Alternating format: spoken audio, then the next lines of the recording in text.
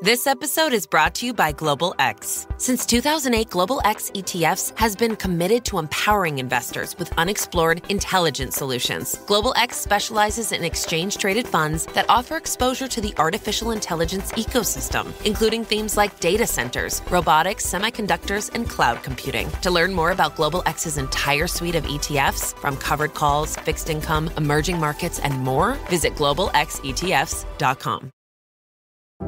This episode is brought to you by Merrill. Join one of the most iconic names in wealth management, Merrill. You'll be part of a dynamic team of advisors and specialists working hard every day to grow their clients' wealth. And with the support of best-in-class research, advanced digital tools, and the resources of a global institution, it's truly an opportunity you can be bullish about. Learn more at careers.bankofamerica.com. Copyright 2024, Bank of America Corporation. Welcome, everybody, to this week's podcast episode for the Financial Freedom Podcast. I'm your host, Dr. Christopher Roon. And as I talk about 4 different types of freedom: time, financial, location, health freedom. And in that right, I'm always scouring the globe, connecting with entrepreneurs, thought leaders, picking their brains, recording them, and sharing their insights with the world. Today, we have a special guest. His name is Connor Boyack, and he's an author, he's a public speaker, he's a TV show producer, podcaster, and a libertarian. What this episode is going to be a fantastic conversation. It's going to be all about the educational system, freedom, being in control of your own destiny, and I'll let him describe his background and upbringing. So, Connor, welcome. Thank you. Appreciate being on here with you. Yeah, I'm a libertarian myself, and tell us more about yourself and how you got started, and we'll go from there. So I'm what I like to call a full-time freedom fighter. I all day long get to try and solve problems for people and remove laws and regulations and things that are in their way, whether it's a small business owner or a family, just trying to help people embrace and understand the power of having more freedom. So I run a nonprofit. We change laws. We partner with elected officials across the country and get laws changed at a state and local level. And I've been doing that for about 11 years. And along the way, I've written 37 books, I think, sold millions of copies. I think we're almost at 5 million copies now. Created a kids cartoon show. And so the books that I'm most known for are the Tuttle Twins books, which help parents talk to their kids about entrepreneurship and economics and money, things that aren't really taught that well in school at all. And so that's where the Tuttle Twins books could be helpful. And that's what I'm, I think, most known for these days. Yeah. Interesting. Because it's quite interesting, because I like to talk to individuals such as yourself and relate these ideas of freedom, and tell us more about your ideas for talking to your kids about the ideas of freedom. What goes on in those conversations? When I first started figuring out how to do that, I had no clue. I turned to Amazon for help. I figured there's books on potty training and there's books on the birds and the bees. Surely there will be books about entrepreneurship and money and the like. And really came up short. There wasn't really anything great, hardly anything at all. And so that was actually the genesis of us doing these books, was to fill that market void and say, let's actually try and do this. And it's very interesting. What I've discovered after doing this for 7, 8 years now with the Tuttle Twins is that kids can learn far more than we give them credit for. It's very fascinating to me how kids just really love these books, really love them. And their parents will often share all these stories. My kids hate reading, or they resist everything I try to get them to read, but they'll read these books. That's happened so many times over the years. And so focus groups and surveys and trying to talk to parents and figure out, why is this happening? Why do kids like learning about this type of stuff? And the leading theory is that, every kid wants to be like a big kid, and every big kid wants to be like an adult. And you have that kind of innate aspiration for, being part of the cool kids club and hanging with the people who are older than you. And so kids have that, but I think a lot of the educational material that they're subjected to meets them at their age. It treats them like a kid. And so they find it boring. They find it irrelevant. They're not challenged. They're not intrigued. They're not enticed to. And our books are not pulling punches. They're teaching real world big ideas. Yes, they're simplified. Yes, they're fully illustrated. Yes, it's a kid's book, But the ideas are very deep and the words are very big and they're complicated. We teach praxeology. No other kid's book talks about praxeology, the study of human behavior, or spontaneous order, or all these like economic terms. But through storytelling, it makes sense to kids and they like learning about it. And so I've learned that the power of storytelling, it's just the grease, the oil that just keeps everything lubricated. When you teach through story, it lands so much better. And I've learned the importance of actually taking time to talk to our kids about real world ideas that we might think, oh, when they're adults, these are adult ideas.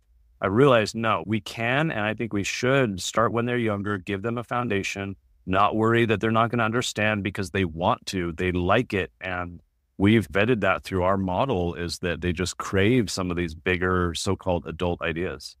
Yeah. Interesting. Because a number of my colleagues, they've actually niched down in this area of children's book, and it's always been fascinating to me. But there's actually a large market in what you're talking about through this storytelling and all of that. One thing that I had issues with the modern school system. I made it through, but it wasn't without pulling punches or anything. And shouldn't schools be teaching topics in your books such as entrepreneurship, free market, money, independence, and war? There are schools that do. My children are enrolled in one. It's a private school called an Acton Academy, started by an entrepreneur out of Austin, Texas years ago, Jeff Sandifer. And so there are school models where they do teach this stuff. Now, the government schools that we like to call public schools, they do not. And if I'm putting on a tinfoil hat for a moment, I think a lot of the people who architected the modern public school system decades ago, they did not want to foster entrepreneurship and independent thinking. People like Horace Mann and John Dewey and some of these guys that were extremely influential in the early days of building the modern school system, they were collectivists, they were socialists, they wanted children to follow orders, they wanted them to be subordinated to the collective will, they wanted them to do what they were told. This, of course, matched very well with the economy of the time because as the industrial era came, the conveyor belt model, the Model T and everything else, right during the progressive era with all these schools coming online, that was seen as a great thing. Hey, we're training workers. They'll sit at their little part of the conveyor belt. They'll do what they're told. They won't go to the bathroom without permission. They'll be a team player. And we've moved past that. Our schools today continue to train kids for an economy that was around a century ago.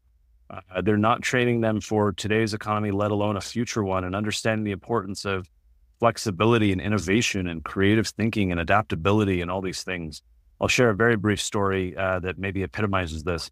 Recently, a group was appointed by the president and his team to come together and analyze education in America. How's it going? How are the schools doing? Curriculum and all the rest. It was called the National Commission on Excellence in Education. And they spent 18 months going across the country, holding public meetings, trying to understand how's it going. They produced this report called A Nation at Risk, in which they go on to say that there's a rising tide of mediocrity in America's educational performance that threatens to overwhelm our institutions, and that if an unfriendly foreign power had attempted to impose on America the very mediocre educational performance that now exists today, we might have viewed it as an act of war. As it stands, we've done it to ourselves. Now, I must confess, I fibbed a little bit. I said that this was recent. This was not recent. This was done in 1983 when Ronald Reagan was the president. 40 years ago, this group felt at the time that we had a rising tide of mediocrity in America's schools. When I do public speaking, I have to share this story, and I ask people like, who raise their hands? Anyone think that things have gotten better education-wise in the past 40 years? And no one typically is brave enough to raise their hand when I ask the question.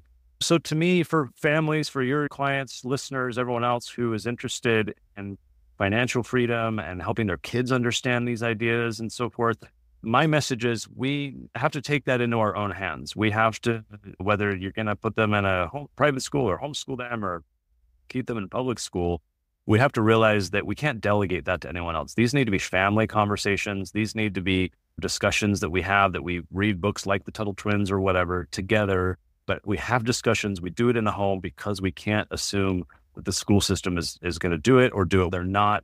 It's up to us, and we shouldn't delegate that to anyone else to do a piss poor job if they even attempt it at all. Yeah. I was reading these ideas. And I was reading that the schools were designed to make us factory workers, just basically push us in the factories. And then when you had professions like law and medicine and engineering, people went into those because those are more knowledge and professional, but it's still, the professions are still become what you call indentured servitude. What is interesting, we have to take our financial education in our own hands because this is not taught in schools. They're still teaching us balancing a checkbook, etc.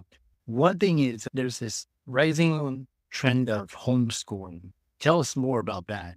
We definitely saw this during COVID when everyone was suddenly a homeschooler for a couple of weeks when they shut the schools down. But post-COVID, homeschooling has tripled. There are over 5 million kids in America who today are being homeschooled. This has remained a consistent thing. And I think a lot of parents are very fed up with some of the problems we've discussed. They've seen that the schools are not doing a good job for their children, and they want the best for their children. They want them to rise above and excel and have these wonderful lives and not be stuck drowning in a so-called rising tide of mediocrity that 40 years ago these people observed were happening. And so homeschooling is exploding. You have a lot of what are called homeschool co-ops, cooperatives. These are families coming together and supporting one another in their community, putting on field trips and activities, sharing classes where like different parents can just teach a class based on their expertise. And a doctor could go teach biology or medicine or human anatomy or whatever. And a lot of the parents kind of volunteer and teach one another's kids based on their knowledge, expertise, which works really well. And, through online learning and all Khan Academy and all these different resources online, it's never been easier, especially with remote learning. A lot of parents have better been able to accommodate homeschooling because they can work while their kids are learning at home and they can together just be at home. The kids are doing an online thing or they're at a class at their co-op while the parents are getting some work done. So things have just completely changed post-COVID, and the trend is not reversing. If anything, we're seeing more and more families come out to homeschool. And I frankly think that's a good thing because I think that more direct, individualized approach is far superior for the families who can actually accommodate it. Far superior for the kids. The outcomes are staggeringly significant. Every test that's been done pitting public school kids against homeschool kids, the homeschool kids always beat them. And it's no surprise. And so I'm a huge evangelist for it. We homeschooled our kids for a decade. It's something that I think all families should seriously evaluate and consider if they can do it, just because I think it ultimately is going to be better for most kids out there who, especially if you're entrepreneurial or creative thinker, you got ADHD or all these things, right? It's very hard to sit at a desk, memorize what you're told. The mitochondria is the powerhouse of the cell. Okay, big whoop. Maybe a doctor like you needs to know that, right? But a guy like me probably never needed to learn that. Or the quadratic equation or all these things crammed in our head. And I was the kid who would raise my hand and say, why are we learning this? And they, put your hand down. It's on the test. That's what. So I think a lot of kids struggle with that model, and homeschooling is just an opportunity for a lot of those kids to thrive in an environment that is better suited to them. Yeah. A couple questions on homeschooling is in terms of college admissions. I know a lot of Gen Z are electing not to go to college because they feel like it's a waste of time and resources. But when you graduate homeschool, do you think admission to some of the more selected colleges staying equal footing, higher rests? It's mixed. Some universities really welcome and even court homeschoolers. They see them as exemplary individuals who have a little bit more moxie and ambition in a lot of cases than the kids who've just been on a conveyor belt for a decade and are part of the factory system already. So there's schools out there that welcome it and encourage it. There are others that are ambivalent but have created a pathway for it. So, hey, if you're an applicant who's homeschooled, here's what we want to see from you. And there are others that are still stuck in their ways of you must have a high school diploma, but it's mixed. And to your exact point, a lot of homeschoolers elect not to go to college because they homeschooled or their parents homeschooled them because of the resistance to the conveyor belt approach to learning. And so why go back onto the conveyor belt or do that when that's not really your thing? Much like homeschooling is flourishing, so too are alternatives to college, whether it's code camps to learn how to become a programmer, apprenticeships like Praxis, where you can just get right into the job market if you want to do marketing or business development or sales or whatever. Certainly, if you want to be a doctor or a lawyer or whatever, you got to do your time and go through the process. But for a lot of kids, it's the world has never been more abundant with opportunity to explore different pathways that will save them time, money, indoctrination, if you will. And there's a lot of pluses to schools, to college. It's not that I think they're inherently problematic, but as with all things, there are trade-offs and you have to balance those trade-offs. And so my pitch and plea to parents is just, let's have an introspective, intentional conversation about what's best, rather than just assume, oh, this is what I did when I was a kid and I turned out fine. Things are a little different than they were decades ago. And so I think we owe it to our kids to figure out, is the path we went through really the best for our kids? Yeah. And the other question I had is, even though you have school and these academic programs that are with different intentions and all that, what about, for example, like socialization, learning how to work together, communicate, teamwork, all of that? Yesterday, I was speaking with BJ Fogg, who's the author of the book Tiny Habits. He teaches out of Stanford, done a lot of research on habits. And he and I were talking because I saw him speak a few weeks ago, and he shared how he was doing this project with his students at Stanford that was a collaborative model. They were evaluated together. They had to rely on one another and really pull their own weight. And the students loved it and started communicating to Professor Fogg that they never had that experience really before, that their entire educational track has been one of ruthless individuality, you might say, right? No sharing, because that's cheating, right? No collaboration, no nothing. You're on your own. You must do this all yourself. And he was perplexed by that, because the real world is not that way at all. Like, your success depends on your collaboration and teamwork and ability to do things. So I love this question that you ask, because to me, it's exactly opposite of what most people assume. Most people assume that the schools are a good environment for socialization and are preparing kids for the real world. I don't think that's true.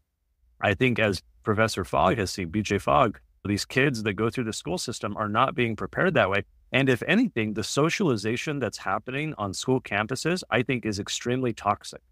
When you look at bullying and sexual abuse and profanity and vulgarity, disrespect of teachers, physical violence, like all these things, as for me as a dad, when I think about how I might want my kids to be so-called socialized, do I want to place them in a toxic environment just so they toughen up and learn that's how the real world, like, kids see more physical violence on a school campus than they ever will in their life. And so why would I want to subject personally my kids to that environment? The counter argument would be, well, if you're homeschooled, you're not going to be socialized. My kids are going all over. They're interacting with adults. They're in a homeschool co-op with other friends. There's zero bullying at all because parents are there and there's more meaningful contact.